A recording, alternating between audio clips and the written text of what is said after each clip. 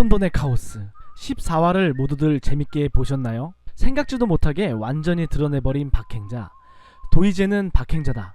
박행자는 도희재다. 이번 화에서 박행자의 비밀이 밝혀진 가운데 도희재가 맞는지가 의심스러웠습니다. 제가 지난번 박행자가 범인이라는 이야기를 했었는데 범인이긴 하나 도희재는 아닐 거라는 생각은 변함이 없군요.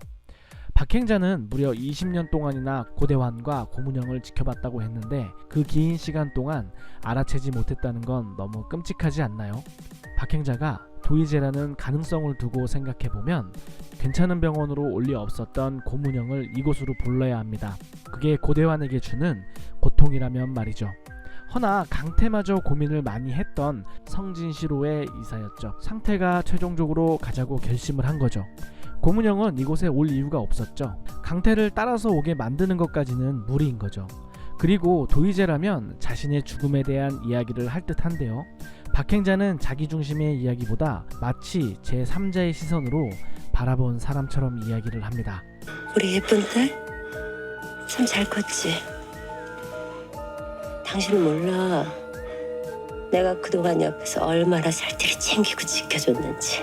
고대환이 교모세포종을 앓고 있으므로 인지 능력이 떨어져서 아내를 죽인 것이 아닐 수도 있지만 고문영도 엄마의 죽음을 목격했고 고대환은 도희재의 죽음을 확신하고 물에 버리는 장면까지 연출이 되었는데 다시 살아났다고 밖에 설명이 되지 않네요. 물론 도희재라는 느낌을 주어서 고대환도 고통스럽게 죽음을 맞이하고 강태와 상태, 문영에게 혼돈의 카오스를 선사해 주었죠. 누구보다 걱정을 했던 상태는 왠지 가볍게 트라우마를 이겨내 주었고 강태도 도희재와 고문영을 같이 보지 않고 분리시키며 고문영의 편에 서죠. 고문영, 잘 들어. 너랑 너희 엄만 달라. 나 죽어도 절대로 너 안 떠나. 이제 고문영만 남았는데 강태와 상태에게 미안한 마음을 가지지만 도희재라는 인물에 대해서는 맞서려는 게 보입니다. 알잖아. 죽치고 기다리는 건 내 스타일 아닌 거. 어떻게 자극해야 엄마가 나한테 달려올지 난 알거든. 고문영이 무기로 내세운 건 그동안 발간되지 못했던 서쪽 마녀의 살인 10화 원고입니다.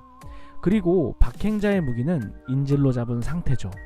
서쪽 마녀의 살인 원고는 왜 고문영이 가지고 있는 걸까요? 죽지 않고 살아있는 도희재라면 자신이 가지고 있어야 하죠. 만약 이미 고문영이 가져갔다면 20년 동안의 시간에 다시 써도 괜찮을 것 같다는 생각도 들죠. 박행자가 도희재가 아니라면 그 내용이 무척이나 궁금하긴 하겠네요. 서쪽 마녀의 살인 10화는 세상에 나오지 말아야 하는 이야기가 있다면 그것은 바로 자신의 죽음에 대한 이야기가 아닐까라고 생각해봅니다.